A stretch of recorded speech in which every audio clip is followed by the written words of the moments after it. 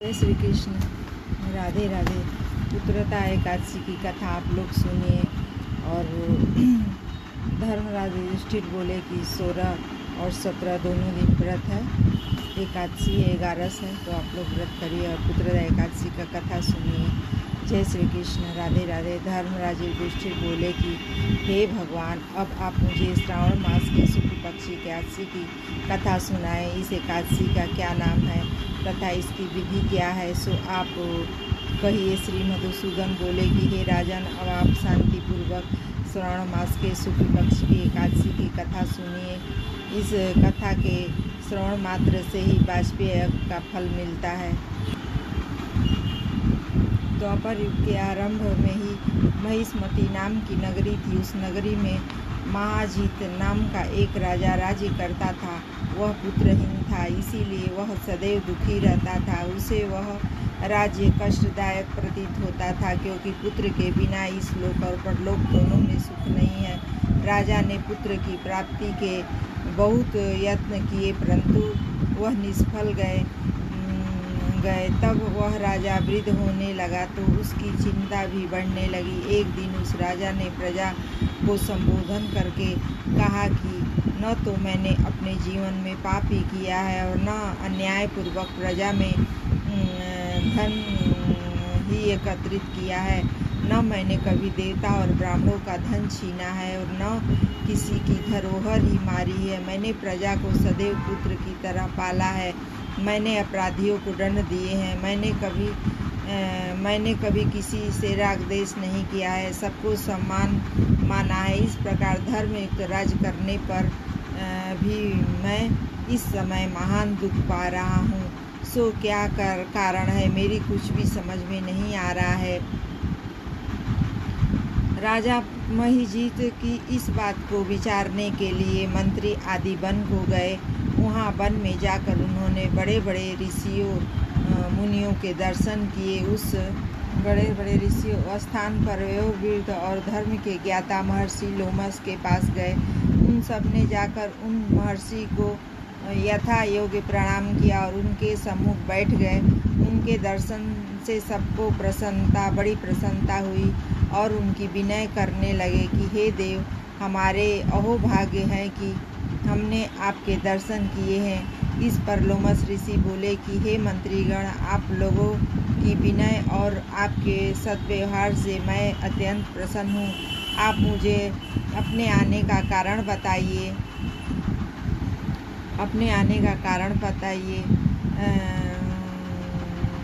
मुझे आने का कारण बताइए। मैं आपके कार्य को अपनी शक्ति के अनुसार अवश्य ही करूँगा, क्योंकि हमारा शरीर परोपकार के लिए बना है, इसमें किंचित मात्र भी संदेह नहीं है। लोमस ऋषि के ऐसे वचन सुनकर मंत्री बोले कि हे महर्षि, आप हमारी समस्त बातों को जानने में ब्रह्मा से भी अधिक हैं।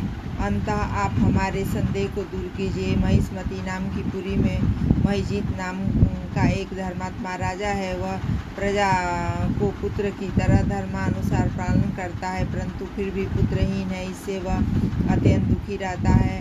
हम लोग उस राजा की प्रजा हैं। हम भी उसके दुख से दुखी हो रहे हैं, क्योंकि प्रजा का यह कर्तव्य है राजा के सुख में सुख माने और दुख में दुख माने। हमको उसके पुत्रहीन होने का अभी तक कारण प्रतीत नहीं हुआ। इससे हम आपके पास आए हैं। जब से हमने आपके दर्शन किए हैं, हमको पूर्ण रूप से विश्वास है कि हमारा कष्ट अवश्य ही दूर हो जाएगा, क्योंकि महान पुरुषों के दर्शन मात्र से ही प्रत्येक कार्य की सिद्धि हो जाती है। अंततः अब आप हमको राजा के पुत्र होने का उपाय बतलाए। इस पर लोमस ऋषि ने एक क्षण के लिए नेत्र बंद किए और राजा के पूर्व जन्मों का विचार करने लगे। करके बोले कि हे श्रेष्ठ पुरुषों, यह राजा पिछले जन्म में अत्यंत निर्धन था तथा बुरे कर्म किया करता था।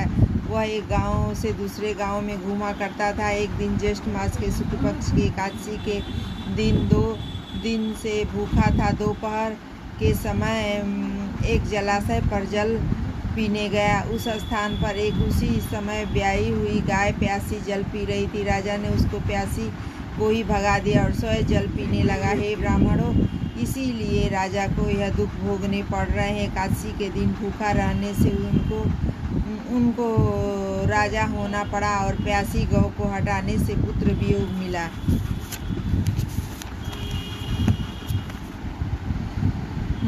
पुत्र वियोग का दुख भोगना पड़ रहा है। इस पर सब बोले कि हे महर्षि, शास्त्रों में ऐसा लिखा है कि पुण्य से पाप नष्ट हो जाते हैं, इसीलिए कृपा करके आप राजा के पूर्व जन्म का पाप नष्ट होने का उपाय बतलाइए, क्योंकि उस पाप के क्षय होने से पुत्र रत्न की उत्पत्ति होगी। ब्राह्मण के ऐसे वचनों को सुनकर लोमस ऋषि बोले कि हे ब्राह्मणों, यदि श्रावण मास की शुक्ल पक्ष की पुत्रदा एकादशी का तुम सब लोग व्रत करो और रात्रि को जागरण करो और उस व्रत का फल राजा को प्रदान कर दो, तो तुम्हारे राजा के पुत्र पैदा होगा। राजा के समस्त दुख नष्ट हो जाएंगे। मंत्रियों सहित समस्त राजा प्रजा महर्षि लोमस ऋषि के वाक्यों को सुनकर प्रसन्नतापूर्वक अपने नगर को वापस आए। उन सब लोगों ने श्रावण मास के शुक्ल पक्ष की पुत्रदा एकादशी को लोमस ऋषि के आज्ञा अनुसार विधि पूर्वक व्रत किया और द्वादशी को उसका फल राजा को दिया। उस पुण्य के प्रभाव से रानी ने गर्भ धारण किया और 9 महीने के पश्चात उसके एक अत्यंत तेजस्वी पुत्र रत्न पैदा हुआ। हे राजन, इसीलिए इस एकादशी का नाम पुत्रदा पड़ा है। जो मनुष्य पुत्र रत्न को प्राप्त करना चाहता है, उन्हें इस एकादशी का विधि पूर्वक व्रत करना चाहिए। इस व्रत के प्रभाव से इस लोक और में सुख और परलोक में स्वर्ग मिलता है। और जिसके पुत्र हैं वो भी इस व्रत को करे तो उसका पुत्र का सब बढ़िया होगा, उसका भाग्योदय होगा। इसीलिए इस व्रत को जरूर करना चाहिए। जय श्री कृष्ण। राधे राधे।